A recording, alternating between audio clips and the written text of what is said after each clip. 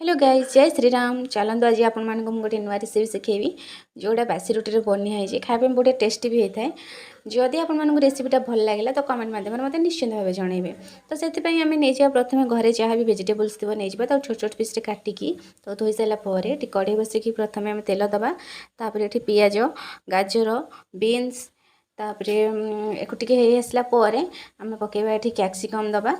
capsicum टिके माने हे आसला परे एठी दबा बंधाकोबी बंधाकोबी पर स्प्रिंग अनियन ताको सब भेजिटेबल्स पकई सारा पर एठी दबा स्वाद अनुसार लुण कारण स्वाद अनुसार लुण दे सारा पर एठी आमे टिके गोटे भलसे भाजीबा दबा